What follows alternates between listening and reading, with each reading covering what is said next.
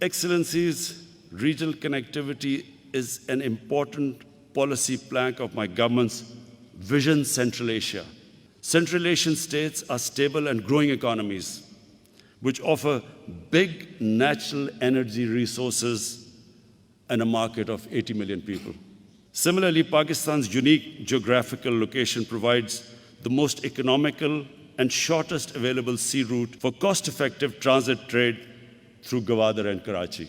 We are developing Gwadar as an energy, trade, and logistic hub for the entire region to deepen regional integration. Commercial activities have commenced in Gwadar since March 2019. We would welcome cooperation between Gwadar and other ports of the region. China-Pakistan Economic Corridor, CPEC, is the flagship project of BRI.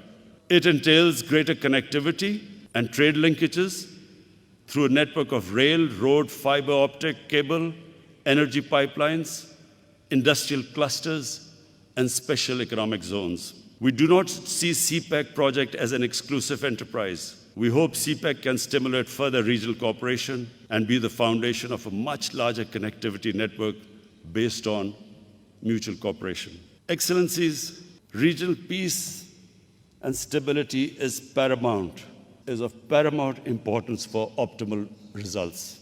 I foresee two key challenges in this context.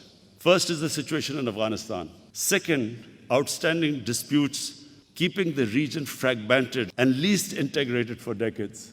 Afghanistan is the natural land bridge between Central and South Asia. Peace in Afghanistan remains the most critical factor in translating this connectivity vision into reality.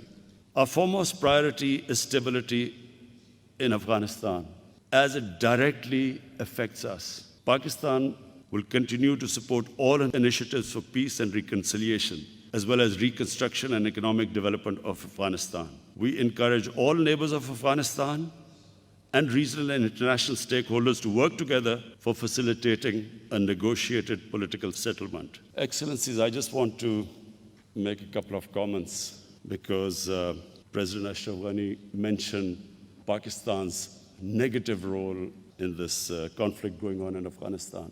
President Ghani, let me just say that the country that is going to be most affected by turmoil in Afghanistan is Pakistan. Pakistan suffered 70,000 people dead, 70,000 casualties in the last 15 years.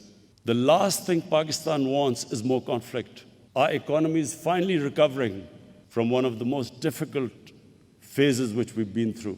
And I repeat, the last thing we want is turbulence in Afghanistan. I can assure you that no country has tried harder to get Taliban on the dialogue table than Pakistan. We have made every effort, short of taking military action against Taliban in Pakistan, we have made every effort to get them on the dialogue table and to have a peaceful settlement there. To blame Pakistan for what is going on in Afghanistan, I feel, is extremely unfair. I came to Kabul.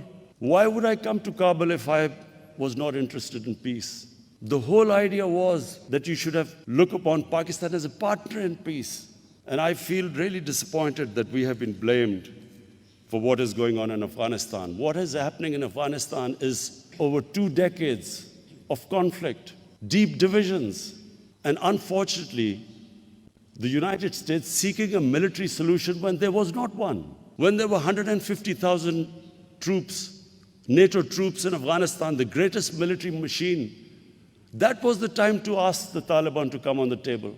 Why were the Taliban going to compromise when the exit date was given? And there were only a few thousand American troops left. Why would they listen to us when they are sensing victory? So I assure you again, we had a long conversation I had with President Shaukat last night, how we can, all the neighbors can help Tajikistan, Pakistan, Uzbekistan, how we can all get together and somehow help the peace process and a political settlement. Because it is in all of our interest. All the neighbors are interested that there should be a peace settlement. There are already 3 million Afghan refugees in Pakistan. We are petrified that there will be another flow of refugees coming in, we do not have the capacity or the economic strength to bear another inflow of refugees. So I can assure you again, if any country is trying its best out of all the other countries in the world, it's Pakistan today. The second major challenge to the connectivity initiative are the regional unsettled disputes, and this is between Pakistan and India. The whole area opens up. If Pakistan and India, our main issue is Kashmir, if we can resolve that issue, just imagine the impact, the huge market of India on one side, China on the other side, connectivity between Central Asia, Pakistan, the whole area changes. And unfortunately, because of our disputes, unresolved disputes, the huge potential remains untapped.